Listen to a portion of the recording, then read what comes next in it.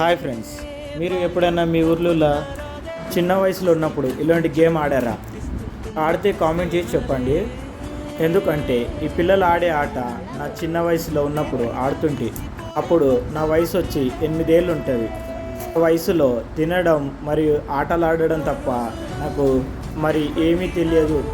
కానీ ఈ వయసుకు వచ్చేలోపు పని చేసుకోవడం మరియు సంపాదించుకోవడమే టైం సరిపోతుందే తప్ప అలా ఆడుకునే సమయమే లేదు.